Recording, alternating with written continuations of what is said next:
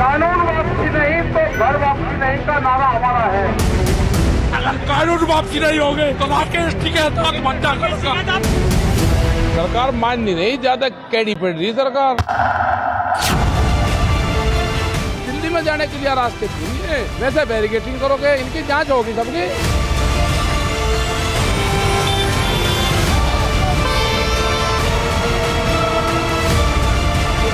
ना आंदोलन खत्म होगा और ना आंदोलनकारी खत्म होगा। ये कान खोलकर सरकार सुन ले। ये आंदोलन अक्टूबर तक चलेगा, अक्टूबर तक।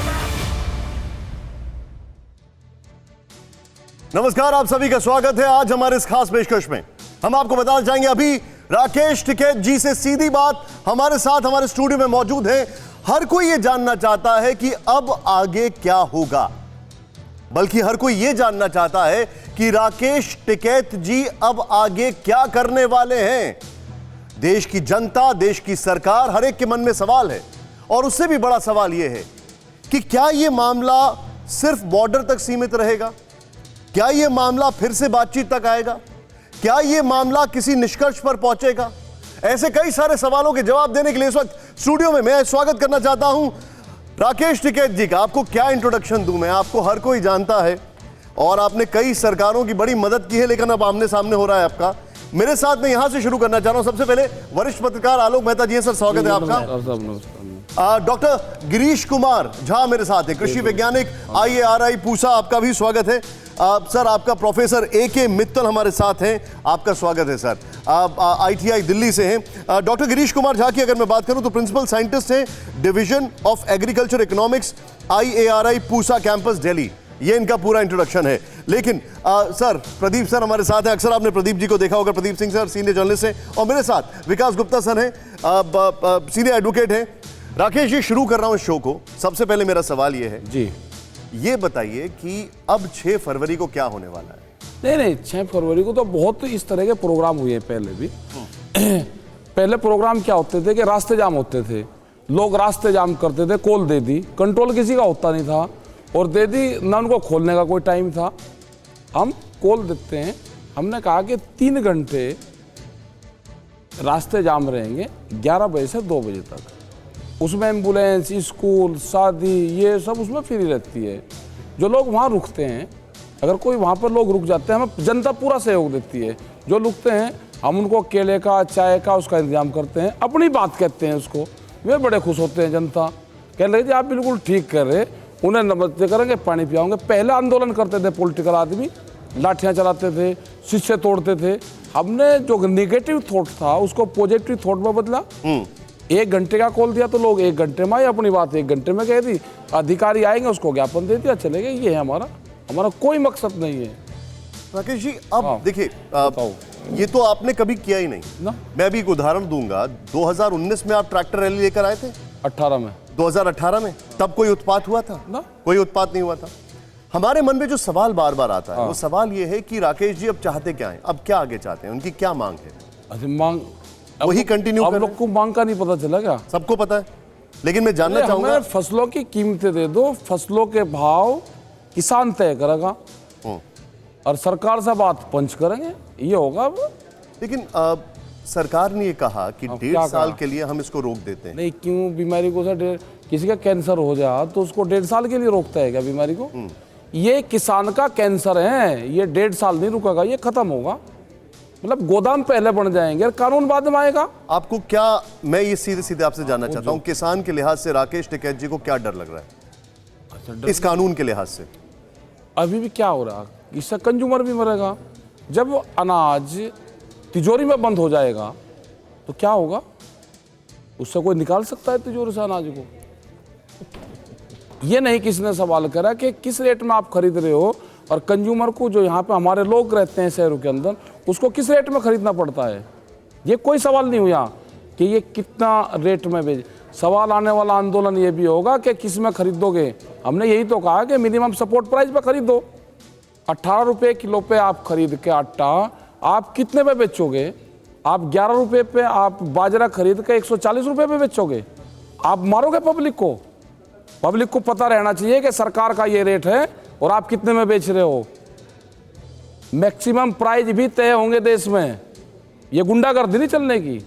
मैं 3 सुझाव हाँ, अगर आपसे बताओ, लेना चाहूं। बताओ। राकेश टिकैत जी, इस देश की सरकार को TV9 भारतवर्ष के मंच से 3 सुझाव क्या देंगे इस कानून के लिहाज से, इस पूरे मसले को सुलझाने के लिहाज से? सुलझाने का ये है कि MSP पे कानून बना दो, ठीक है, 3 बिल वापसी ले लो, ठीक है। अगर किसी बिल की जरूरत होगी सब मिल बैठ के बना लो।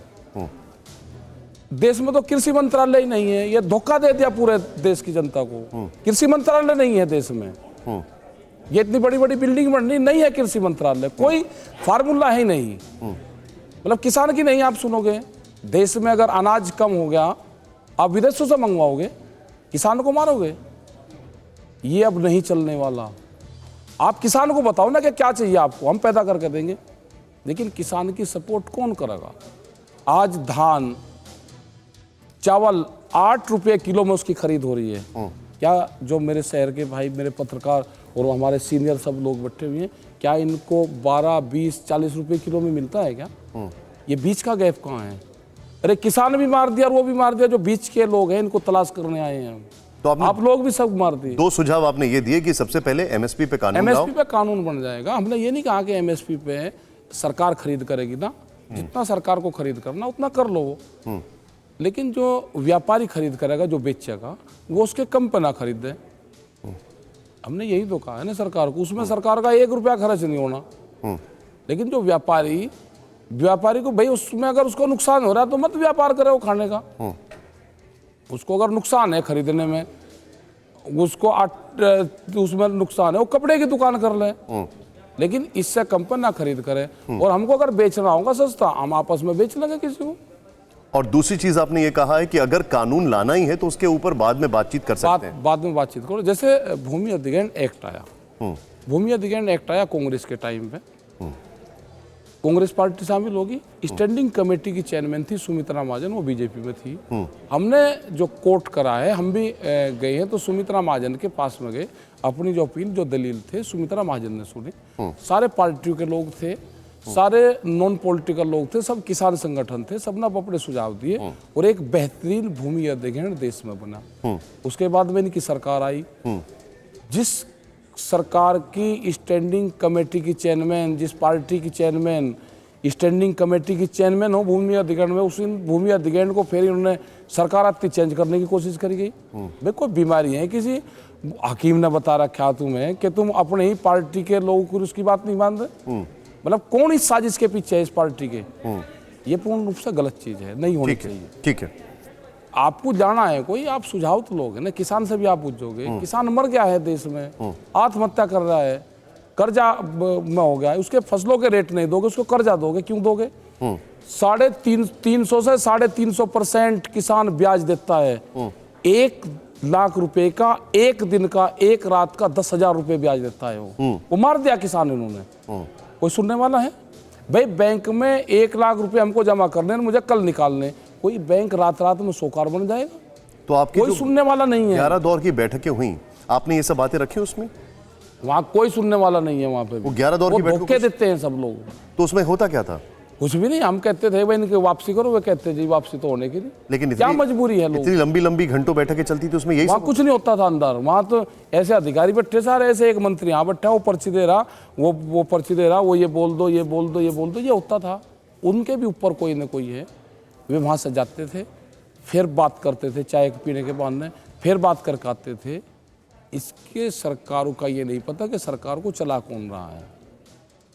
किसानों की, गांव के लोगों की कोई मदद। अगर सरकार आपकी ये 2 बातें मान ले, MSP पर कानून, या उसके ऊपर सरकार ये कह दे कि हम विचार करने के लिए तैयार हैं। नहीं, विचार नहीं, कानून। और दूसरी चीज की ये 3 बिल वापसी ले लो, होल कमेटी बन जाएगी। बहुत मसले हैं, खाली यही नहीं कि इनसे समाधान हो जाएगा। 10 साल पुराना ट्रैक्टर 10 साल पुराना देश में चल नहीं सकता। हमारे पास में 52 साल पुराना ट्रैक्टर है, वो चल रहा है, खेती कर रहा है। 10 साल पुराना ट्रैक्टर, उससे ट्रैक्टर उद्योगों को वो मिलेगा, कौन खरीद लगा ट्रैक्टर?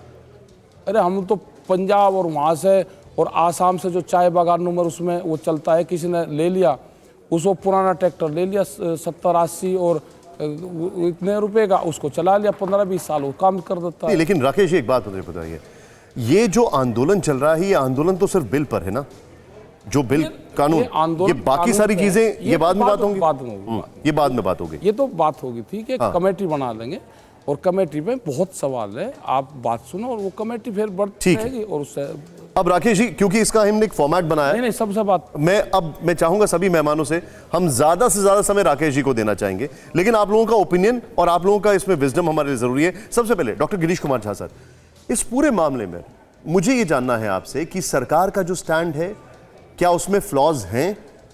जो किसान अपनी बात कर रहे हैं, क्या वो बहुत एक स्ट्रॉन्ग स्टैंड लेकर आगे आ चुके हैं? आपका इस पर क्या राय है? देखिए, जब भी इस पे बात करेंगे तो हमें ये समझना होगा कि इसकी ज़रूरत क्यों पड़ी। ये आज हम 2020-21 में बैठे हुए हैं, हमें ये देखना होगा कि मोस्ट ऑफ द कमोडिटी में हमारा प्रोडक्शन सरप्लस है जी। और अगर हमारा प्रोडक्शन सरप्लस है मोस्ट ऑफ द कमोडिटी में, ऑयल सीड और अभी पल्सेज में भी हो गया, ऑयल सीड को छोड़ दीजिए, तो हमको अब नेक्स्ट लेवल पे जाना पड़ेगा। हमको प्रोसेसिंग करना पड़ेगा, मूल्यवर्धन करना पड़ेगा, मूल्य संवर्धन करना पड़ेगा। तो नेचुरली हमको इंफ्रास्ट्रक्चर चाहिए। अगर इंफ्रास्ट्रक्चर डेवलपमेंट की बात है, ठीक है, सरकार करेगी, एग्रीकल्चर इंफ्रास्ट्रक्चर फंड आया, रूरल इंफ्रास्ट्रक्चर डेवलपमेंट फंड आया, लेकिन इसमें प्राइवेट सेक्टर को आना पड़ेगा। अभी तो उन्होंने बताया कि हम एपीएमसी का इंफ्रा फंड मजबूत कर रहे हैं, अभी बोल दिया। सरकार तो तटबद्ध है एपीएमसी के लिए। देखिए, आप खुद समझ सकते हैं कि आपको, जैसे आपने राकेश जी ने बताया कि एमएसपी पर कानून आना चाहिए, सरकार की क्या राय है? देखिए, जहां तक एमएसपी की बात है, मिनिमम सपोर्ट प्राइस एक इंडिकेटिव प्राइस होता है, एक फ्लोर प्राइस होता है। मैं तो कह रहा हूं क्यों नहीं मैक्सिमम सपोर्ट प्राइस की बात करें हम। मिनिमम सपोर्ट प्राइस तो आपको एक फ्लोर प्राइस दिया जाता है। जब आप कॉन्ट्रैक्ट फार्मिंग करेंगे तो कल के दिन आप कह सकते हैं कि हम इससे कम नहीं लेंगे। मिनिमम सपोर्ट प्राइस कभी कभी आपको धोखा कर सकती है। आप जब तो आप क्या कहना चाहते हैं, जो सरकार ने कानून देखिए, कानून आप खुद सोचिए कि जब अगर हम किसी तरह की कानून करते हैं, अगर मान लीजिए हम कानून ले आते हैं और कोई खरीदने के लिए तैयार नहीं होगा, जब आप ग्लोबलाइजेशन और लिबरलाइजेशन की बात है, तो आज के आपकी पॉइंट को मैं आगे रखता हूं। वो तो ये कह रहे हैं कि हम एमएसपी हटा ही नहीं रहे, हम एपीएमसी नहीं हटा रहे, देश को धोखा दे रहे। कैसे? हमने एमएसपी की बात नहीं करी कि वे हटा रहे, हमने कहा कि आप उस पर कानून बना दो, सरकार नहीं को जो व्यापारी खरीदेगा या कोई कॉन्ट्रैक्ट करेगा उसके कम पे खरीद नहीं करेगा, उसको फायदा। अच्छा, आप ये कहना चाह रहे हैं कि जो प्राइवेट लोग आएंगे वो एमएसपी से भी कम दे सकते हैं, आपको इस बात का डर? देंगे, अब नहीं लूट रहा सब। आलोक सर, ये फियर कितना बड़ा, कितना ज्यादा प्रोमिनेंट है कि जो प्राइवेट लोग आएंगे वो एमएसपी से भी, वो किसान को चूस लेंगे, एमएसपी भी कहीं नहीं रहेगी? निशान जी, ये सही है जो कहा कि कुछ जगह ऐसा हो सकता है। जैसे लीची का उदाहरण है, आपको मालूम होगा, ये बिहार के हैं, लीची का भी ऐसे वहाँ पर उन्होंने कॉन्ट्रैक्ट करके किया। पहली बार हो सकता है कि ज़्यादा प्राइस का, बाद में कम। लेकिन मैं चौधरी साहब इस साथ में जोड़ना चाहता था जो आपकी बात को आगे बढ़ा सकें। देखिए, प्राइस को लेकर के आप जितना मांगे, हम जितना बाज़ार में जाते हैं वो मिलना चाहिए, ये हम सब आपके साथ हैं। मेरा निवेदन ये है कि हम लोगों ने चौधरी चरण सिंह जी को देखा, आपके पिताजी को देखा, ये क्या वजह है? आपके पीछे सब अब लोग आ रहे हैं, 40 लोगों के साथ पंचायत के आप भी रहे, लेकिन सरपंच एक होता है ना, कोई फैसला तो होता है। क्या ये नहीं, क्यों ऐसी वजह है कि 1, 2, 5 लोग जिसको पंच कहते हैं प्राचीन काल से लेकर आज तक, ऐसा आपके नेतृत्व तो वो लोग क्यों नहीं 40 तैयार होते कि भाई राकेश जी और हमारे 5 लोग फैसला कर लेंगे? अभी झगड़ा यही है कि पंजाब वाला अपनी बात कर रहा है, वो जो बड़ा किसान है। एक लाइन और कह दूं, आप यूपी बिहार का किसान सबसे गरीब स्थिति में भी है, पंजाब का किसान जो करोड़पति अरबपति है, क्या आप ये भी मांग करेंगे कि जिसके पास इससे ज़्यादा इनकम है, 10 करोड़ कमा रहा है, वो वकील है, वो कई बार बड़े बड़े नेता हैं जो ज़मीन दिखाते हैं और उनके ज़मीन पे दूसरा मजदूर काम करता है, क्या उस पर टैक्स लगाने की मांग इसके साथ करेंगे ताकि किसान को पूरा मूल्य मिले? अब आलोक सर, थोड़ा सा आमदनी है उसे पैसा पॉइंट नोटेड। सर, आपका जवाब इस पर राकेश जी। हम तो सारा का सारा टैक्स दे देंगे, हमारा हिसाब करवा दो, 33% टैक्स देंगे। देश का किसान 33% टैक्स देगा, हमारा हिसाब लगवा दो। मैं यही नहीं, 33% टैक्स देंगे, सबसे बड़ा टैक्स देगा किसान। एक और सवाल ये था, क्या राकेश हमारा फार्मूला लागू करवा दो। राकेश जी, ये एक सवाल ये है, क्या राकेश टिकैत जी की बात अगर सरकार से भी हो, तो फिर राकेश टिकैत जी की बात क्या पंजाब का किसान मानेगा? ये जो गलत फहमियां हो रही है कि पंजाब का अलग है, उसका अलग है, वहां कोई अलग नहीं है। 40 तो बैठे हैं सर, 40 नेता क्यों बैठे? 550 हैं। अच्छा, एक ठीक है, आलोक सर, ओके, हाँ, 550 में से 80-85 चुनेंगे, उसमें से फिर 40 चुनेंगे, और जो भी फैसला होता है वो सब लोग करते हैं, कोई उसमें दिक्कत नहीं है। वो एक गलत ये रूमर फैला रखी कि उनका कोई अलग है। पंजाब का ना कोई छोटा किसान है ना कोई बड़ा किसान है, देश का किसान एक है। और एमएसपी देश के किसानों का बड़ा सवाल है। भाई पंजाब और हरियाणा को मिल रहा है, उनको 72 साल से मिल रहा है, 73 साल से, 1938 के आसपास से उनको एमएसपी मिल रहा है, इसलिए वहाँ के प्रोग्रेस है। हमारी फसलें आधे रेट में बिकती हैं, उनकी पूरे में बिके। आज भी हजारों ट्रक उत्तर प्रदेश, बिहार, इन जगह से पंजाब और वहाँ पर जाता है। ये पूरा जो एमएसपी पे खरीद होती है सरकार की, इसमें 20% एमएसपी पे सरकारी खरीद होती है और व्यापारी सस्ते में खरीद के उसको देता है। बहुत बड़ा घपला है। ठीक है, एक सवाल मन में है। वो सवाल ये है कि जो आपके विरोधी हैं उनका ये कहना है, जब पंजाब में ये कानून पास हुआ 2.5 महीने तक किसान पंजाब का रेलवे ट्रैक पर बैठा रहा। राकेश टिकैत जी ने तब कुछ नहीं बोला। राकेश टिकैत जी ने तब ज्वाइन किया जब ये मामला दिल्ली तक पहुंचा। नहीं, हमारे हर जगह मीटिंग चलती रही। हमने रेलवे ट्रैक जाम नहीं करे, हमने रास्ते जाम नहीं करे परमानेंट, हमारे ज्ञापन और वो जाते रहे, हमारा पूरा विरोध चलता रहा सब जगह। उनका आरोप ये है हम 2.5 महीने रेलवे ट्रैक पर थे। अब जैसे जो आरोप लगाए जा रहे हैं हाल फिलहाल में, वो विरोधी आपके ये कहते हैं कि हम किसान एकता की बात कर रहे हैं। इसीलिए मैंने आपसे ये सवाल पूछा कि विरोधी ये कहते हैं कि हम 2.5 महीने रेलवे ट्रैक पर थे, तब राकेश टिकैत जी नहीं थे। जब बात दिल्ली तक आई तब उनको लगा कि हमें दिल्ली में अब आना चाहिए, वरना दिल्ली हमारी बात सुनेगा, इसलिए वो आए। हमने कहा कि इस कानून का सब विरोध कर रहे हैं। कर्नाटक में 10,000 ट्रैक्टर इकट्ठे हुए, वो कौन थे? झारखंड में हो रहा, सब जगह पूरे देश में इसका विरोध चल रहा। पंजाब ने ये है कि पंजाब ने इसके लीड लेकर जितनी भी जत्थेबंदी होगी इकट्ठे होकर उन्होंने पूरा सिस्टम जाम करा। हमने ये नहीं करा, हमने ज्ञापन दिए, सरकारों को ज्ञापन के माध्यम से हम देते रहे, उसको आगाह करवाते रहे। और कोई देश का ऐसा संगठन। राकेश जी, मैं आपसे एक सवाल में, क्योंकि मन में चीजें हैं और बड़ा अच्छा मौका है, आप गए हैं। कैलाश चौधरी जी, आप जानते होंगे, केंद्रीय मंत्री हैं, उन्होंने ये कहा कि राकेश टिकैत जी ने बकायदा प्रधानमंत्री जी को बधाई दी। मैं बता दूंगा। हाँ, इनके पास में हिंदुस्तान की एक पेपर की कटिंग है, कुछ नहीं इनके पास में। हमने कहा कि हम भी भारत सरकार प्रधानमंत्री को धन्यवाद दे देंगे, डिजिटल इंडिया कैंपेन से किसान को जोड़ दो। भाई हमारा गन्ने को मैंने कोट करा था, क्योंकि उत्तर प्रदेश में मुजफ्फरनगर में ही लिया गया था। गन्ने का भुगतान नहीं होता, जो गन्ने नॉर्म्स है, जो गन्ना एक्ट है उसके तहत उसका भुगतान नहीं होता। और उसमें यह है कि 14 दिन में भुगतान नहीं करेंगे तो उस पर हम ब्याज देंगे। और ब्याज को माफ करने की पावर कैन कमिश्नर को दे रखी। हर साल ना ब्याज देते ना टाइम पर भुगतान देते, और एक झटके में कैन कमिश्नर कितना 2100 करोड़ रुपए का जो ब्याज था वो माफ कर दिया। भाई कोई कानून कहीं का है, कोई कोर्ट है, कोई ये है, कोई फ्री में आ रहा है किसान का गन्ना, आकर उसको एक कैन कमिश्नर एक कलम से उड़ा देगा। हमने ये कहा था कि हमको डिजिटल इंडिया कैंपेन से जोड़ दो, प्रधानमंत्री की पॉलिसी, हम भी उसका धन्यवाद कर देंगे। इस पर कुछ नहीं था, मतलब इसमें नहीं, उन्होंने वहां से उठा के इसका लिंक वहां जोड़, मतलब आपको मिसकोट कर दिया गया, गलत कोट किया। क्विकली यहाँ पर प्रदीप सर, अभी तक जो हुआ है, और मैं चाहूंगा थोड़ा सा इसको शार्प रखेंगे हम सवाल जवाब को। प्रदीप सर, अभी तक जो चीजें सामने आई हैं उसमें ये लगता है इन्होंने बड़ा सिंपल चीजें रखी हैं। कानून वापस करो, नंबर 1। नंबर 2, एमएसपी पर लॉ लेके आओ। और तीसरी चीज इन्होंने ये कहा है कि हम आगे इस पर विचार कर सकते हैं। आपको क्या लग रहा है, सरकार की तरफ से कहां कमी हुई है, या इनकी तरफ से कहां आपको लगता है जो चीजें दुरुस्त हो सकती हैं? देखिए, मेरा मानना है कि ये जो 3 कानून हैं, इनका जो विरोध हो रहा है वो गलत धारणाओं और गलत तथ्यों के आधार पर हो रहा है। इन 3 कानूनों से किसान का कोई नुकसान नहीं होने जा रहा। अभी तक जो खेती की व्यवस्था बनी हुई थी वो बनी रहेगी। ये 3 कानून उसमें कोई व्यवधान नहीं डालते, उसको किसान को एक नया विकल्प उपलब्ध कराते हैं। एक बात, एमएसपी का जो कानून की बात कर रहे हैं चौधरी साहब, इन्होंने ही समस्या बता दी कि क्या होगी आगे चल के अगर कानून बन गया। गन्ने का गारंटीड है मूल्य सरकार तय कर देती है। कह रहे हैं कि पैसे नहीं मिलते, सही कह रहे हैं। ब्याज माफ़ कर देता है केन कमिश्नर, ये भी सही कह रहे हैं। क्यों होता है? चीनी मिल जो है, जो चीनी पैदा करती है गन्ना खरीद के इनसे, उसके पास जो चीनी है उसको बेचने की जगह नहीं है, एक्सपोर्ट नहीं कर सकती। क्यों नहीं कर सकती? अंतर्राष्ट्रीय बाजार में चीनी उससे सस्ती बिक रही है। तो किसानों को पैसा मिले, इसके लिए सरकार को क्या करना पड़ता है? चीनी मिलों को सब्सिडी देनी पड़ती है। अभी इसी साल सब्सिडी दी है, तब वो एक्सपोर्ट कर पाए। तब इनको पैसा मिलेगा।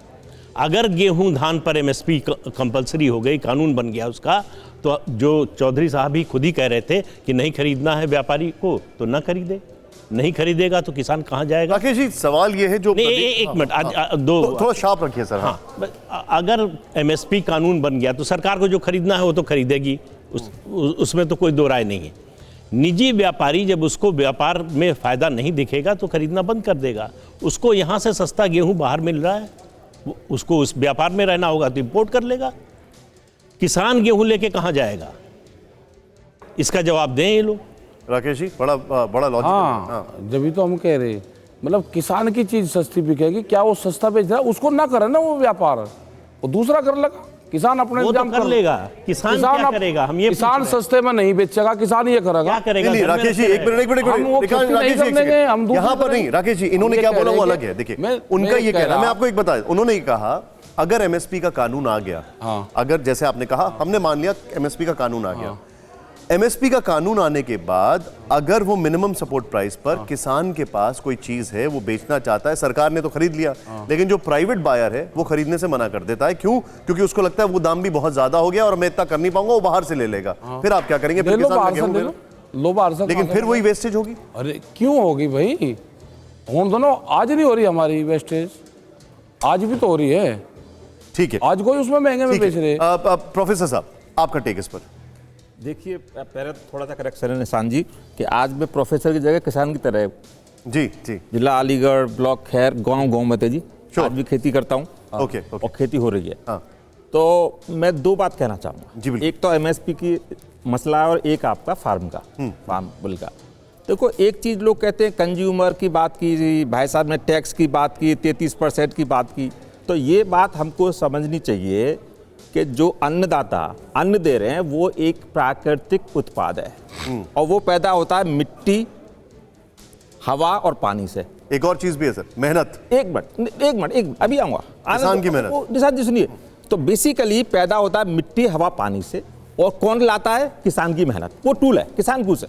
सो अगर आप एमएसपी की बात करें तो मैं इसलिए कह रहा हूँ एक इंपॉर्टेंट इशू, एक मिनट मुझे टाइम दें इस पर, कि जो और उत्पाद हैं उन पर आप एक्साइज ड्यूटी लगाएं, फलाना लगाएं, लेकिन ये प्राकृतिक उत्पाद है, ये उत्पाद अलग है, तो उस पर एमएसपी की बात अलग हो सकती है। दूसरा अगर कहें इन कानूनों की बात कहें, देखो जी मैं अपने गांव से खेती करके फसल जो है सब्जियां लेकर खैर में पहुंचा, मंडी में गौमत से, सुबह को 4 बजे 5 बजे जनता पहुंच गई और मुझे मालूम है दोपहर तक बेच नहीं पाऊंगा तो मेरी सब्जियां बेकार हो जाएंगी।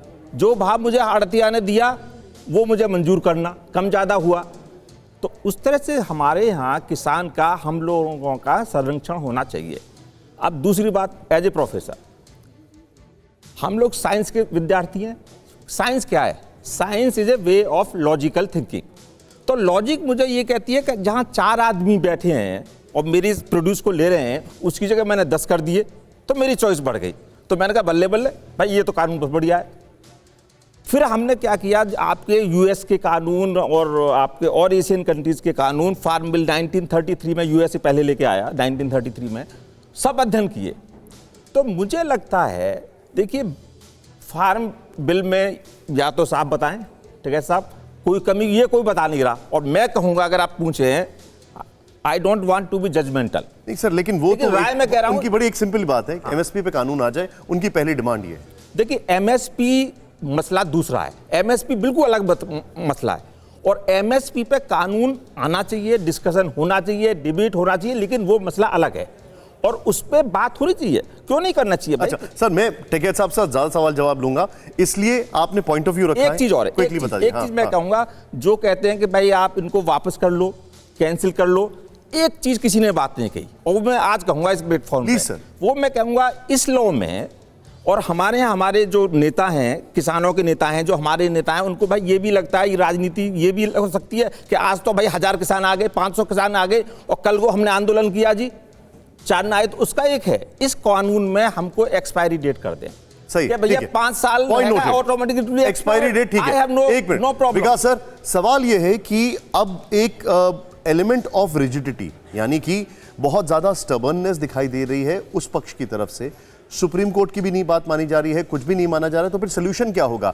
इसमें लॉ के लिहाज से आप कैसे इसको देखते हैं? देखिए निशांत जी, उन्होंने अगर कहा कि एक कमेटी बना करके किसानों के साथ बातचीत करी जाए, तो समाधान किसान दे पाता है उसमें, नहीं दे पाता वो एक अलग चीज़ है। लेकिन मैं एक बहुत इंपॉर्टेंट बात कहूँगा कि ये कोई एक प्यूनिटिव लेजिस्लेशन नहीं था, ये एक बेनिफिशियल लेजिस्लेशन था कि किसानों के हित के लेजिस्लेशन। अगर किसान के हित का लेजिस्लेशन आप बनाना चाह रहे हैं, अगर आज आप पत्रकार हैं और पत्रकार के बेनिफिट के लिए अगर लेजिस्लेशन बनाया जाए और पत्रकार को ही शामिल ना किया जाए, तो आप ऐसा बेनिफिशियल लेजिस्लेशन कैसे बना सकते हैं? दूसरी बात, कई बार चर्चा हो रही है कि 2022 तक किसानों की आय को दुगना करा जाएगा। तो मैं आपको एक बताना चाहता हूं कि अमेरिका में 1/4 भारत से जनसंख्या है, लेकिन 100 गुना ज़्यादा सब्सिडी है।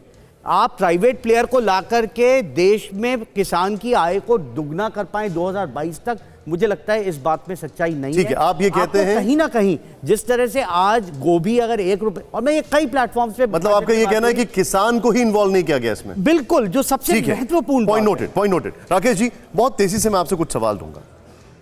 आप 2018 में ट्रैक्टर रैली लेकर आए, कोई उत्पात नहीं हुआ। ये हमने जो देखा ये अपने आप में अप्रत्याशित था, ये आपको हैरान कर गया। आपको क्या लगता है ये किसकी वजह से हुआ? सरकार से नहीं, मैं सरकार के लोगों ने क्या झंडा लेके वहां पे चढ़वा दिया? सरकार के लोगों ने, सुन लो बात, बताइए कैसे? हम पिछले 35 साल से आंदोलन करता है, जो भी विपक्ष में रहता है वो कहता है मैं पार्लियामेंट पर जाऊंगा। कोई गया? कोई पार्लियामेंट पर गया? कोई उसके गेट तक गया? उन बालकों को उकसाया गया, उनको कहा गया कि इनकी विचारधारा चेंज करी गई।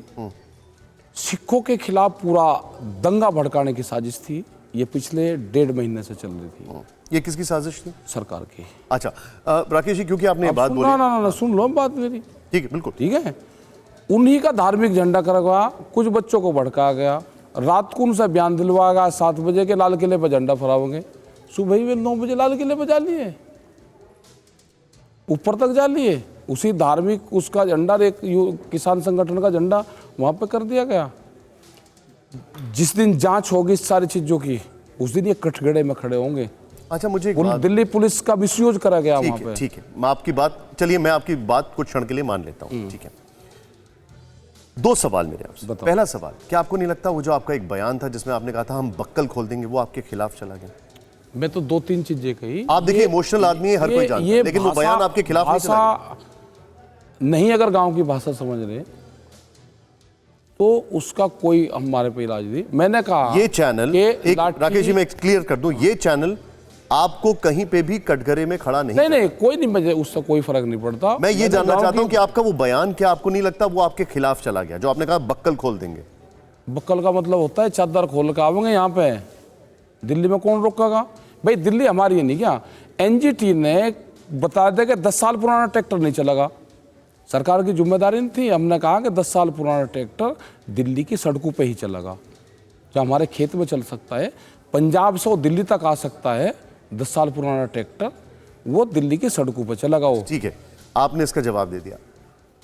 बकायदा आप, क्योंकि एक देसी और एक किसान इंसान हैं, आप जमीन से जुड़े हुए आदमी हैं, इसलिए शायद आप सोशल मीडिया वगैरह पे बहुत एक्टिव नहीं रहते। और मैं चाहता भी नहीं हूं आप एक्टिव हो, आप देश में किसानों के साथ रहें, वो ज्यादा बेहतर है। लेकिन बकायदा पूरा ट्रैक डाउन किया जा रहा है। एक महिला है, ग्रेटा थनबर्ग, यंग लड़की है, उसने गलती से ट्वीट कर दिया, पूरा ट्रैक डाउन किया गया। सिख फॉर जस्टिस, जो खालिस्तान मूवमेंट को बढ़ाता है, पोएटिक जस्टिस, जो कनाडा का ऑर्गेनाइजेशन है, उसने आस्क इंडिया वाई कैंपेन में पैसा लगाया, उसको आगे बढ़ाया, और उसने यहां पर पैसे के जरिए, और इसका मैं सबसे बड़ा उदाहरण आपको देना चाहूंगा, जो 26 जनवरी यहां पर हुई, ठीक अगले दिन, क्योंकि अमेरिका में तो अगले दिन सुबह होती है, न्यूयॉर्क में खालिस्तान समर्थक झंडों के साथ बहुत बड़ी रैली निकाली गई। आपको नहीं लगता है कि ये मामला इसमें और दिल्ली पुलिस बता चुकी थी, ट्विटर को ट्रैक किया गया कि इसमें विदेशी ताकतें भी इन्वॉल्व हैं? कोई नहीं हिंदुस्तान के झंडे की तरफ या हिंदुस्तान की तोड़ने की कोई कोशिश ना करे। यहाँ पे किसान हैं सब, ये धार्मिक उसमें नहीं बटेगा, ये किसान है सारे। राकेश जी, किसान की बात इसका उनसे क्या मतलब? यहां पर मैं ये देखिए, मैं आपसे एक और सवाल पूछ रहा हूं, इसीलिए मैंने आपसे बोला 2018 में जब आप ट्रैक्टर लेकर आए थे तब कुछ नहीं हुआ। इस बार जब आप आए और इस बार जब आपने किया तो आपको ऐसा नहीं लगता है कि उस मौके को बकायदा विदेशी ताकत जो भारत के खिलाफ है उन्होंने बुनाया? नहीं, कुछ नहीं करा। यहाँ 3 लाख से ज्यादा ट्रैक्टर आए, यहाँ 20 लाख लोग आए दिल्ली में, एक पत्ता नहीं किसी का तोड़ा। अगर लाल किले की वाली वो ना करें, और वो भी गलत रूट दिए गए। अगर जिस दिन दस्तावेज आप देखोगे, जो हमको रूट दिया गया उस रूट पे बैरिकेटिंग थी, जो हमने लिखित में दिया है। जो लिखित में रूट दिए थे, अब सुन लो, जो लिखित में रूट हमको दिए, दिल्ली पुलिस ने जो रूट दिए, जो सड़क हमको दी, उस पर बैरिकेटिंग करी। मैं गाजीपुर वाले को बताता हूँ। जी एक बात बताइए, बताओ। किसान के हाथ में या तो हल होता है या ट्रैक्टर होता है, लाठी लेकर वो चलता है। जो तलवारें बांधी गई दिल्ली पुलिस के ऊपर, आपको लगता है वो नहीं, वो हम उसका समर्थन नहीं है। जिसने वो करा है वो पूर्ण रूप से गलत करा है। लेकिन 20 लाख आदमी नहीं थे में, वो 20 लाख आदमी और 3 लाख से ज्यादा ट्रैक्टर लेके किसान दिल्ली के सड़कों के चक्रव्यूह में फंसाया गया। और वे कुछ लोग वहां पे, सब मान ली मैंने आपकी बात, लेकिन जो एविडेंसेस, जो सबूत सामने आ, उनके खिलाफ कार्रवाई होगी, उसके हम समर्थन थोड़ा है। नहीं तो मैं आपसे क्या पूछ रहा हूं, मैं आपसे ये पूछ रहा हूं कि राकेश टिकैत, अगर मैं मानूं राकेश टिकैत एक आंदोलन कर रहे हैं, एक सीधा सच्चा इंसान जो देश के किसान की बात रख रहा है, क्या उसके कंधे का इस्तेमाल कुछ विदेशी ताकतों ने नहीं किया और उसको छल कर दिया उसके साथ? ऐसे कैसे कर देगा विदेशी ताकत? न यहाँ के किसान को छल करा, न यहाँ के पंजाब के सरदारों को। 26 जनवरी के आंदोलन की मैं 26 जनवरी को ही कह रहा हूँ। कुछ विचारक कोई हो सकता है कि जो वहां पे गए हो, उसका ये आंदोलन ना समर्थन करता, न ये किसान समर्थन करता, ना यहाँ के सिख कम्युनिटी समर्थन करती। कोई नहीं समर्थन करता उनका। देश के रक्षा मंत्री ने हमसे बातचीत की, उन्होंने न सिर्फ किसानों का साथ दिया बल्कि सिख कम्युनिटी का भी साथ देके बोला कि घर का पहला लड़का सरदार सिख बनता था। हाँ बिल्कुल कहा उन्होंने। तो उन्होंने ये बात कही हमसे। लेकिन मैं आपसे इसलिए पूछ रहा हूं क्योंकि देखिए, आपने अभी तक ऐसा कोई आंदोलन नहीं किया जिसमें देश की गरिमा खराब हुई हो। इस बार हो गई, इसलिए मैं ये सवाल पूछ रहा हूं। ये भी गलत चीज है। अगर इसको भुनाना चाहते ना सरकार, 20 लाख आदमी दिल्ली में आ रहा, सबके हाथ में तिरंगा था, ऊपर से पुष्प वर्षा करनी चाहिए थी, और कहते कि नहीं देश का किसान आ रहा है, और हमने रिंग रोड मांगी थी कि रिंग रोड पर सब लोग चले जाएंगे। रात के 12 बजे तक भी कंफर्म नहीं करा। ये एक बहुत बड़ी साजिश थी। ये तो बच गया देश। बहुत बड़ी साजिश, बहुत बड़ी साजिश थी। पवन जी हमारे साथ। दूसरा मैं एक ही चीज और इसमें बता देता हूँ, क्योंकि एक चीज आएगी कि 33% का टैक्स देने की मैंने बात आई, फिर मैं उसका जवाब देता फिरूंगा। मैंने ये कहा कि जो टिकैत साहब का फार्मूला था, उसको देश में लागू अगर कर दो, तो उसका आंकड़ा ये था कि 1967 में देश में पहली बार MSP पे गेहूं की खरीद हुई। 76 रुपये क्विंटल उसका भाव था। 70 रुपया टीचर की सैलरी थी। भट्टे की जो अव्वल ईंट आती थी, वो 1 क्विंटल बेच कर 2,500 लेते थे, जिसका भाव आज 18,000 रुपये का, 6,000 रुपये की 1,000 है आज। ठीक है, तो अगर यह आंकड़ा पूरा करें, सोने का भाव 200 रुपये तोला था। 3 क्विंटल गेहूँ बेच के हम 1 तोला सोना ले लेते थे। अगर आज 3 क्विंटल गेहूँ में 1 तोला सोना दे दोगे, हम 50% टैक्स भी देंगे। ये नहीं हुआ। किसान की फसलों के रेट बढ़े हैं 19%। बड़ी प्रैक्टिकल बात। और जो पार्लियामेंट और मेंबर पार्लियामेंट और विधायक है, इनके रेट बढ़े हैं 150 से 200%। इनको क्यों, मतलब जवान को नहीं, वो जो जिस चीज से कंपेयर किया वो एक रिलेटिव थी। हाँ। नहीं, मैं कह रहा कि जवान की पेंशन खा गए तो कंज्यूमर को कितने में मिलेगा? 200 रुपए किलो गेहूं, 500 रुपए किलो। नहीं, मैं कह रहा कि जवान को पेंशन नहीं है, MP MLA को पेंशन क्यों है?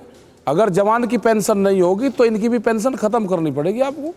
सबसे पहले अपने घर में झांकना पड़ेगा, जहाँ पे अच्छा अपने लिए कानून बनाओगे, अपनी 2-2, 3-3 पेंशन लोगे, और जो जवान वहाँ पे सरहदों पर मरता है उसकी पेंशन नहीं करोगे। हम किसान तक स्टिक करते हैं। राकेश जी, पवन सिन्हा जी, क्विक रिएक्शन आपका, क्योंकि आप दिल्ली यूनिवर्सिटी में पढ़ा भी चुके हैं, और अभी तक जो आप देख रहे हैं यहां पर कैसे इस डेडलॉक को खत्म किया जाएगा, आपका टेक इस पर?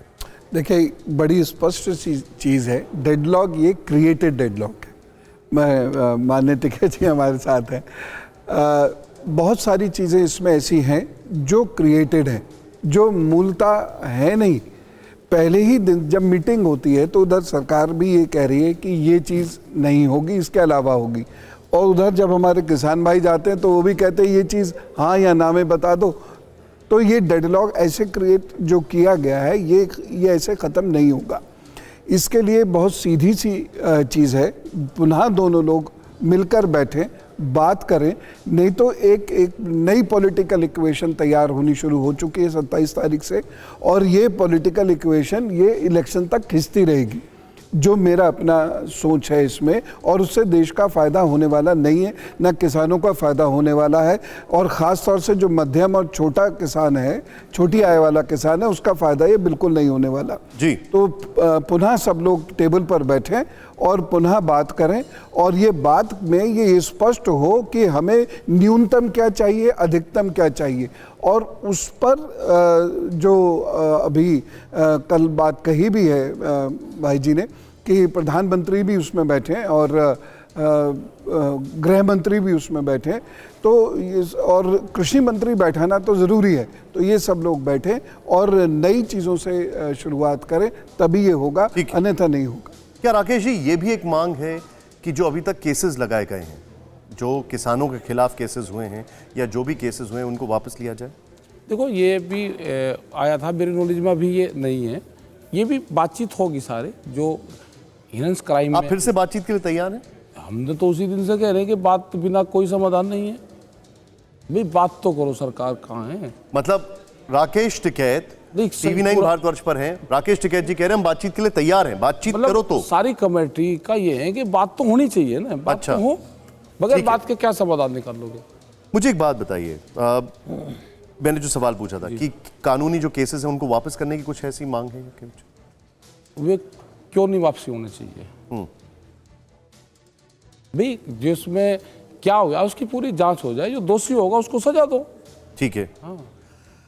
मैं एक आपसे एक वो सवाल पूछ रहा हूं जो काफी इमोशंस को हाँ जरूरी है। राकेश जी, आपने इस पार्टी को 2019 में जिताया, ये सब जानते हैं, जाट समुदाय का वोट दिलवाया आपने, ये सबको पता है।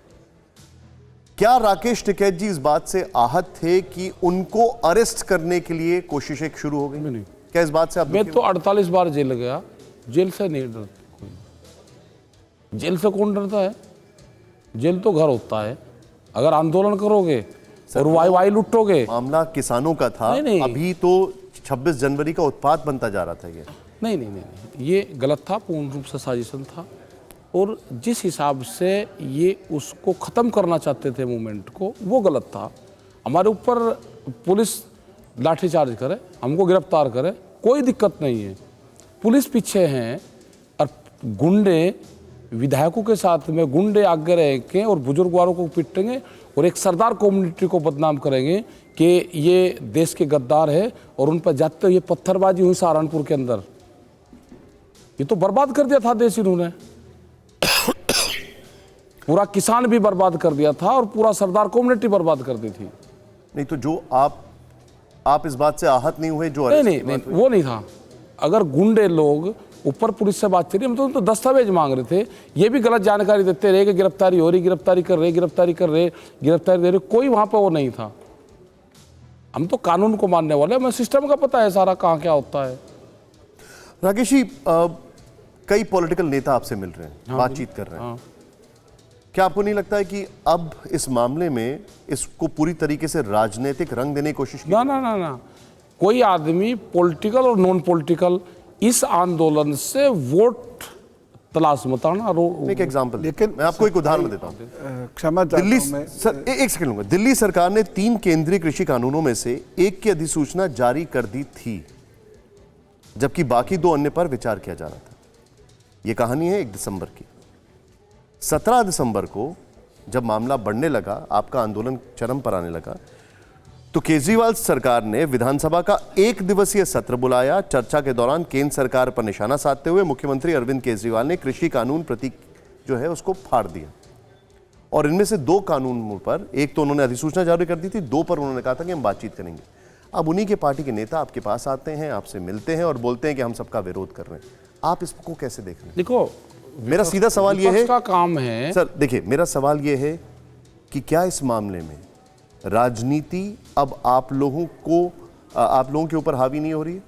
कोई हावी नहीं है, ना राजनीति हावी है, ना कोई पॉलिटिशियन हावी है जी। विपक्ष का काम है कि वो हाउस में काम करेगा, और जहाँ पे उसको ये लगता है कि यहाँ पे समस्या हो रही है, वो आता है ना, उनको मंच वहाँ पे है ना, उनको माइक है, अपना आएगा, प्रेस वालों से बात करनी हो बात कर चला जाएगा।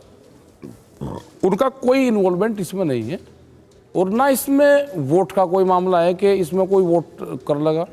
अपना जो करना बाहर करो, ना यहाँ वोट मांगेगा, ना यहाँ जातियों की बात करेगा, ना यहाँ वोट की ना जातियों की। सर वो तो कोई करेगा ही नहीं, लेकिन इशारा करता चला। नहीं नहीं, कोई नहीं इशारा कर रहा। जी जी, जो नरेश भाई साहब के साथ बैठक हुई है, महापंचायत हुई है, उसमें ज्वाला साहब ने इस तरीके की बात की है। किसने? ज्वाला साहब जो आपके पूजनीय पिताजी के मित्र भी थे, मोहम्मद ज्वाला साहब, तो उन्होंने इस तरीके की बात की है। अल्लाह अकबर के नारे भी लगे हैं वहाँ पर। अच्छा, तो उन्होंने इस बात को कहा भी है कि जाटों ने 2 गलतियां कर दी। नहीं, ये जाट का आंदोलन नहीं है। नहीं, आप स्वामी जी ये ना कहो, ये जाट का आंदोलन नहीं है। यहाँ पे सबका आंदोलन है ना, नहीं ये जाट का है, उन्होंने कहा ये बात, इसलिए मैं कह रहा हूँ। नहीं, जोला क्या, जो भी आदमी इसमें बयान देगा वो उसका ऑथेंटिक बयान उसी का होगा। हमारे इसका कोई वो नहीं है। मतलब आप इसको एंडोर्स नहीं कर रहे? निशांत जी, एक जी साहब, ये बताएं कि आप जैसे अभी भाई साहब उन्होंने भी कहा, गुप्ता जी ने, संसद में जो लोग आए होंगे उनमें वो भी कहते हैं ना हम किसानों से, गांव से भी चुन के आते हैं। आप लोगों ने ही चुन के भेजा, मतलब किसानों ने चुन के भेजा। ये जो कहा जा रहा है किसान तो कोई है ही नहीं संसद में, जितने शरद पवार जी को भी लोग कहते हैं, वो मैं भी मानता, हो सकता है वो भी किसानी आज नहीं कर रहे होंगे, लेकिन सवाल ये है कि क्या आप मानते हैं कि संसद में कोई भी किसानों का प्रतिनिधित्व करने वाला नहीं है? इस देश में जितनी बड़ी संसद है, बार बार ये कहा जाता है किसान से बात ही नहीं किया। भाई संसद किसके लिए है फिर? ठीक, संसद तो जिस पार्टी से जो आदमी चुन कर जाता है उसकी गाइडलाइन पर काम करता है, वहाँ पे अपनी उसका इंडिविजुअल कुछ नहीं होता जी, वो सबको पता है। तो किसानों का नेता नहीं है कोई भी? कोई नहीं, किसानों का नेता वहाँ कोई नहीं होता। वहाँ पार्टी की अपना एजेंडा होता है, उस पार्टी का क्या एजेंडा है। मैं आपसे इसी लिहाज से, क्योंकि आलोक सर ने सीनियर बड़ी अच्छी बात एक पूछ ली है। राकेश जी, हर बार इस देश में एक प्रथा सी है, कोई भी बड़ा आंदोलन बनता है, वो बड़ा आंदोलन एक राजनीतिक दल, एक पॉलिटिकल पार्टी को जन्म देता है। बहुत बड़ा आंदोलन जब इस तरह का होता है, क्या आपको लगता है ये आंदोलन किसानों के लिए एक पॉलिटिकल पार्टी या राजनीतिक दल को जन्म देगा? ना, अगर कोई इसमें से ये तलाश करने की कोशिश करेगा, वो इस आंदोलन को अभी छोड़कर चले जाए बीच में, न इसमें से पॉलिटिकल पार्टी जन्म लेगी, ना वोट की बात होगी। एक छोटा सा सवाल मेरा। जी जी साहब, आपका भी आपकी राजनीतिक महत्वाकांक्षा रही है, 2 बार चुनाव लड़ चुके हैं, तो ये क्यों न माना जाए कि ये अपनी राजनीति को आगे बढ़ाने के लिए इस आंदोलन का सहारा ले रहे हैं? मुझे ये बताओ कि यहाँ जितने लोग हैं कौन पॉलिटिकल नहीं है? जिस आदमी ने वोट दे दिया है वो हर आदमी पॉलिटिकल करता है। चुनाव लड़ना अलग बात है, वोट देना अलग। नहीं, चुनाव लड़ के ये था कि पार्लियामेंट में हम सिस्टम को सुधार सकते हैं, लेकिन हमको जनता ने वोट नहीं दिया। गलत बात नहीं है। नहीं, मैं कह रहा हूँ कि जब मैं वोट देता हूँ किसी को, तो मेरा वोट देने का भी अधिकार है, चुनाव लड़ने का भी अधिकार है। मैं जो इन्होंने पूछा है, मैं उसी सवाल में एक चीज आपसे जानना चाहता हूँ। ये निश्चित तौर पर अभी तक जो हमारी बातचीत हुई है, साफ हो गया है कि आपको ऐसा लग रहा है कि किसान का प्रतिनिधि करने वाला कोई भी नहीं। नंबर 1, 2018 में आपने रैली की, 2020 में हम देख रहे हैं फिर से आंदोलन ने जन्म लिया। आप खुश नहीं हैं सरकार से? क्या किसानों के लिए आपको लगता नहीं है कि अब एक किसानों की पार्टी, किसानों के लिए पॉलिटिकल पार्टी? किसान पार्टी से किसान में देश का भला नहीं हो सकता पॉलिटिकल, उससे वो आंदोलन से ही भला होगा। हमने बहुत बार वहाँ पे उत्तर प्रदेश में करी, जब मायावती थी तो उससे 2 बार गन्ने के रेट बढ़वाए 40-40 रुपये। अखिलेश यादव था, उनसे बहुत बातचीत हुई, बहुत उनसे मसले करवाए। योगी जी अभी हैं, इनसे भी हम बहुत बार मिलते हैं और बहुत मसलों पर बातचीत होती है। आंदोलन अगर आपका मजबूत रहेगा तो सरकारें आपसे बात करेगी, आपकी पॉलिसी पे सरकारें काम करेगी। हम ये कहने लगे कि पॉलिटिकल पार्टी बनाएंगे, देश में सरकार जाएंगे, और जब हम इसका समाधान करेंगे ना, आंदोलन मजबूत रखो और देश के किसान का समाधान होगा। सर, एक छोटा सा सवाल मेरा ये था कि जब आप किसानों की आमदनी बढ़ाने की बात करते हैं, अपनी एक्सपोर्ट कॉम्पिटिटिवनेस बनाने की बात करते हैं, तो इस देश में इतने सारे मार्केट्स का रूट, मार्केट टैक्स पंजाब में 8.5%, हरियाणा में 6.5%, कहीं 1%, कहीं 1.5%। अगर मान लीजिए 1 इंडिया 1 मार्केट का कंसेप्ट आता है, एक यूनिवर्सल एग्रीकल्चर लॉ आता है, जिससे कि किसी आदमी को ये ना पता करना पड़े कि मुझे महाराष्ट्र में क्या ग्रो करना है, पंजाब में क्या ग्रो करना, तो इसमें कहाँ तक? मैं एक मिनट, राकेश जी से पहले मैं कुछ इसका पूछना चाह रहा हूँ, ये मेरा भी एक जिज्ञासा है। सर, 1 इंडिया 1 मार्केट, इस देश में 1 नाम की कोई चीज चलती नहीं है। 1 इंडिया 1 टैक्स में हमने क्या कर लिया? जीएसटी देख लीजिए, 1 इंडिया 1 टैक्स में हमने क्या कर लिया? तो वन इंडिया वन मार्केट भी कैसे बन पाएगा? आप मुझे बताइए। ये सारी चीजें थ्योरेटिकल बड़ी अच्छी लगती हैं, लेकिन प्रैक्टिकल की जमीन पर सब उल्टा हो जाता है। आप देखिए कि मार्केट टैक्स जो है पंजाब में 8.5% है, पहले 13.5% था। अब बताइए कि अगर FCI सेंट्रल गवर्नमेंट PDS के लिए अगर प्रोक्योरमेंट करे तो वो 3% मंडी टैक्स दे, 3% रूरल डेवलपमेंट टैक्स दे, 2.5% कमीशन एजेंट टैक्स दे। हरियाणा में वो 6.5%। बिहार का किसान क्यों नहीं, जो MSP देखता ही नहीं है। मैं किसान के घर से हूं और मुझे पता है कि MSP नाम की कोई चीज बिहार में होती नहीं। हम क्यों नहीं इस चीज का डिमांड करें कि ये जो 23 क्रॉप में MSP डिसाइड होता है उसके हम स्प्रेड को बढ़ाएं, हम ज्यादा से ज्यादा लोगों को MSP हम भी तो यही कह रहे कि MSP लागू करो पूरे देश में। मतलब वो व्यापारी बिहार में इसलिए नहीं है कि बिहार का धान व्यापारी खरीद के हरियाणा बेचता है, पंजाब। लेकिन तो क्या ये समझा जाए जो MSP कानून की बात हो रही है उसमें न सिर्फ दाम बल्कि उसका जो स्प्रेड है, नहीं पूरे देश में जाएगा ना, तो कोई भी खरीद और ज्यादा फसलें भी इंक्लूड की जाए। ये बिहार का किसान कम पे बेचता है, व्यापारी खरीद लेता है, पंजाब में आके बेचता है।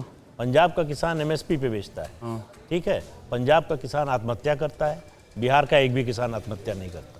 इसलिए करता है ना कि ज्यादा उसकी लागत ज्यादा बढ़ रही है। पंजाब तो इसलिए ज्यादा लागत, बिजली फ्री मिलेगी, खाद पे सब्सिडी, बीज पे सब्सिडी। बिहार का इसलिए नहीं करता, बिहार का उद्योग और एजुकेशन पे है उनका पूरा सिस्टम। उन्हें खेती छोड़ दी बिहार में। उद्योग है, कोई उद्योग नहीं है। एजुकेशन उद्योग है बिहार का, बिहार में ऐसा नहीं है। मैं कोई नहीं है एजुकेशन बिहार के सबसे ज्यादा लोग बाहर आते हैं। वहाँ पे लाखों लोग इकट्ठे हुए उस पर लाठी चलाओगे?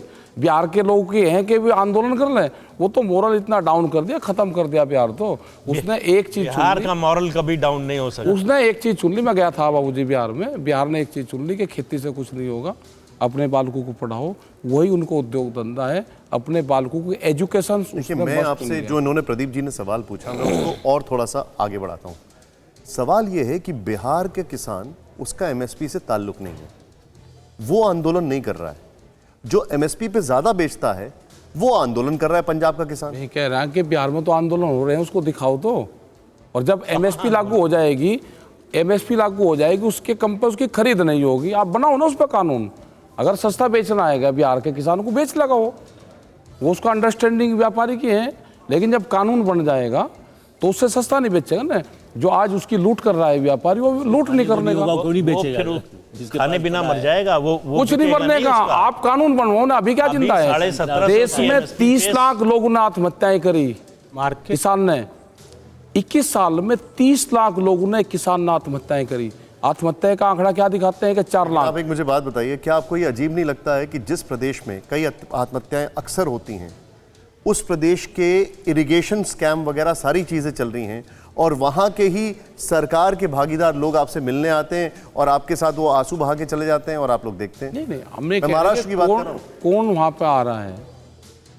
वहाँ पे किसान आंदोलन कम था, महाराष्ट्र में कमजोर था, इसलिए आत्महत्या हुई है। आपके पास जब लोग आ रहे हैं, मैं आपसे एक बहुत बड़ा सवाल बता दूंगा, मैं उसका जवाब दूंगा। रुको। स्ट्रॉन्ग था, उन्हें लीडरशिप।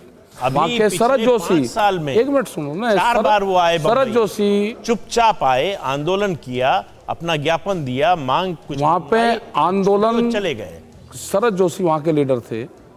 जो आत्महत्याओं का दौर चला, उस पर वहां की जनता ने विश्वास करा।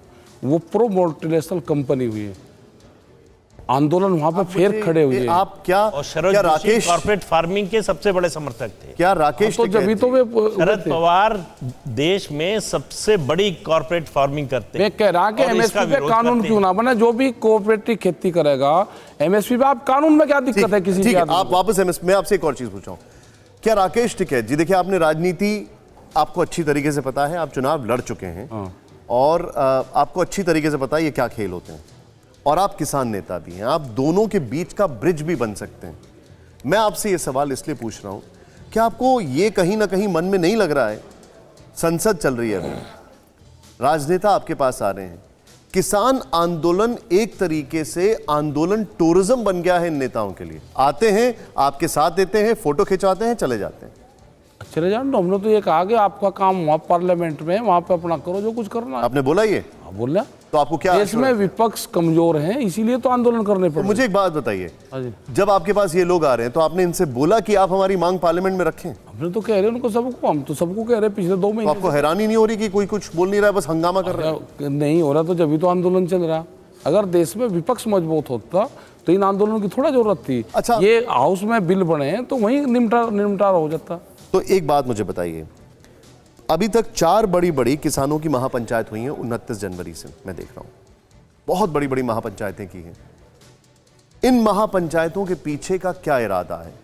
क्या ताकत दिखाना है? क्या इरादा है? और बिना ताकत देखो सरकार मानती है, बगैर ताकत देखे सरकार मानती है क्या?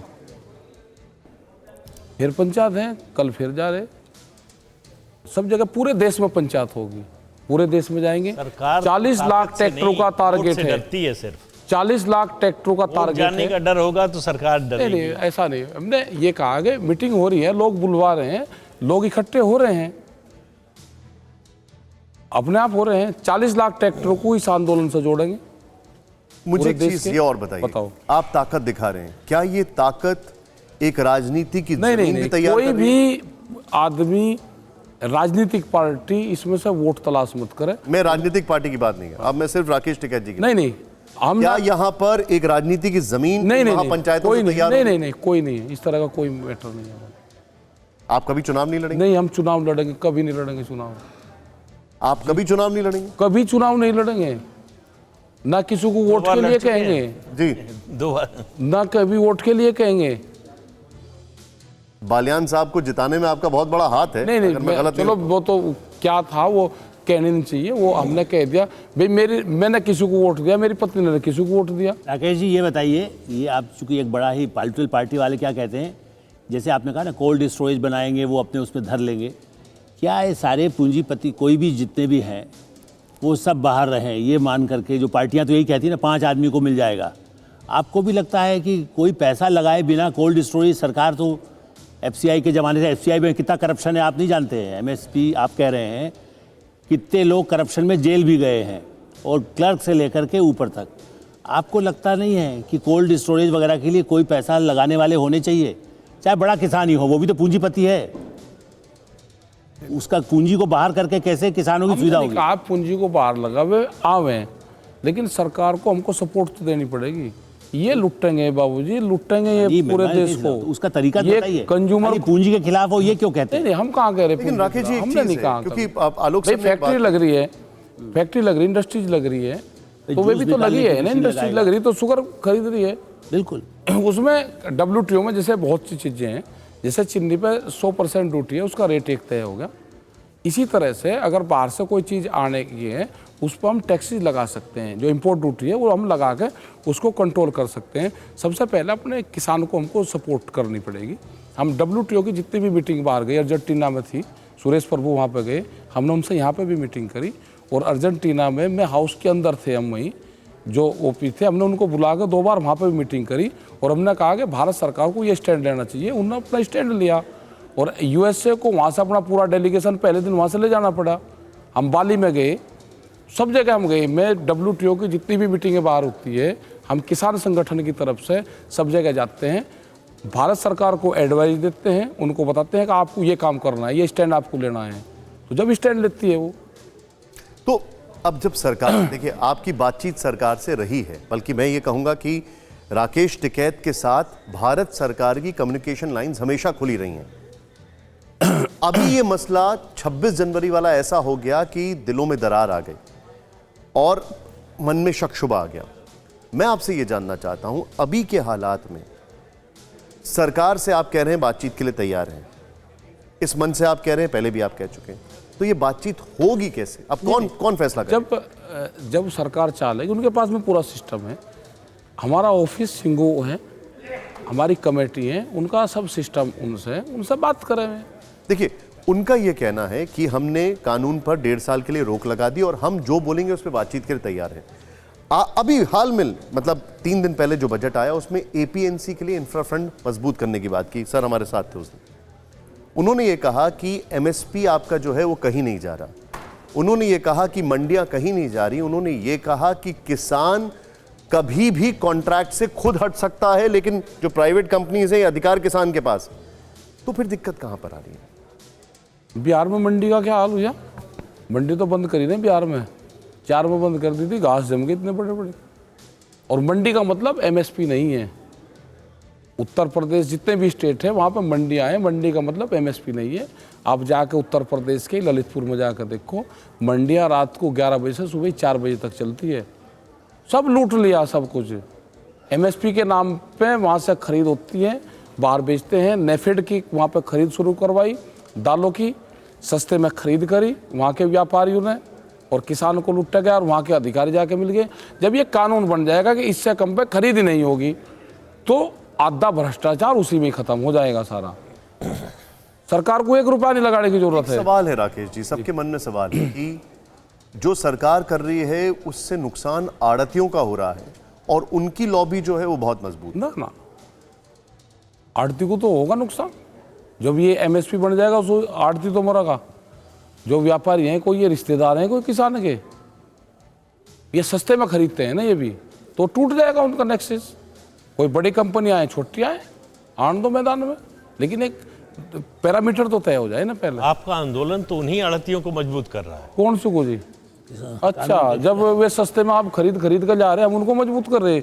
उन्हें बिहार उत्तर प्रदेश लूट लिया ना, गलत चीज है ये, गलत जानकारी। और वो है भाई, आप एमएसपी पे कानून बना दो, जो व्यापारी सस्ते में खरीदेगा उसको ज्यादा देना पड़ेगा ना, खरीदेगा ही नहीं, और ना खरीदो दूसरा काम कर ले। देखो यहाँ का जो व्यापारी है, सुन लो, व्यापारी को किसी से कोई हमदर्दी नहीं है। व्यापारी को तो देश से भी हमदर्दी नहीं है, अपने शहर से हमदर्दी नहीं है। उसको यहाँ बिजनेस ठीक नहीं लगा, वो दूसरी जगह कर लगा। किसान कहाँ जाएगा सर? व्यापारी चला जाएगा, उसकी छोड़ दो आप, उसकी छोड़ दो आप, हम भी किसान छोड़ देंगे। ऐसा परिवार भी तो किसान का है। जो आप बात कर रहे हैं व्यापारी की, बिल्कुल सही कह रहे हैं। किसान अपना खेत छोड़ के नहीं जाता। किसान राजस्थान में मैंने देखा, राजस्थान का किसान 11 साल तक बरसात नहीं हुई, वो 11 साल तक उसी खेत में हल लेकर गया। 12वें साल बरसात हुई, जब वो आया, न वो अपना गांव छोड़ता न अपना खेत छोड़ता। व्यापारी को जिस चीज़ में फायदा होगा वो काम करेगा। उसको दाल बेचने में फायदा होगा वो कर लगा, उसको किताब बेचने में फायदा होगा वो कर लगा। व्यापारी से कोई हमदर्दी नहीं हमारी। व्यापारी व्यापार का है, करेगा वो, उसको जही में फायदा होगा, आप उसकी छोड़ दो। इसका किसान के अनाज का क्या होगा उसको आप छोड़ दो, आप एमएसपी पे कानून बनाओ। जी राकेश जी, बहुत बहुत शुक्रिया, आपने हमारे लिए समय निकाला, हमसे बातचीत की। कई ऐसे सवाल थे जिनके जवाब हमें भी उस शोरगुल में नहीं समझ में आ रहे थे, आने के ही नहीं। किसान को जब समझना होगा तो किसान का नेता हमारे साथ है। एक बात कहते हैं जी बाबू साहब से, जी आपके पिताजी चौधरी बहन सिंह टिकैत, जी उनका नाम किसान हो या गैर किसान, जो भी लेता है बहुत सम्मान के साथ। नहीं सम्मान। ये जो आंदोलन चल रहा है, इसमें जो किसान नेता हैं, आने वाली पीढ़ी उनको उस सम्मान के साथ याद नहीं करेगी। आप छोटे किसान को मारने का काम कर रहे हैं। नहीं। ये आपको अभी समझ में नहीं आ रहा है, लेकिन प्रदीप सर, एक क्विक रिएक्शन क्योंकि मुझे बड़ा किसान कैसे हो जाएगा? ऐसा नहीं, ठीक है, किसान नहीं बटेगा, किसान बटेगा नहीं, नंबर 1। नंबर 2, राकेश टिकैत जी ने जो बात बोल दी है वो ये है कि आज की तारीख में हमें एमएसपी पर कानून चाहिए।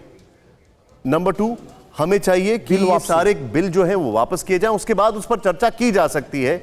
और नंबर 3, वो कभी चुनाव नहीं लड़ेंगे, वो इस मंच से बोल रहे हैं, और उनके मंच का फायदा कोई भी राजनीतिक दल ना ले, ये बेहतर होगा। बहुत बहुत शुक्रिया हमसे बातचीत करने का आप सबकी, थैंक यू। परवाह देश की, सोमवार से शुक्रवार रात 10 बजे TV9 भारतवर्ष पर।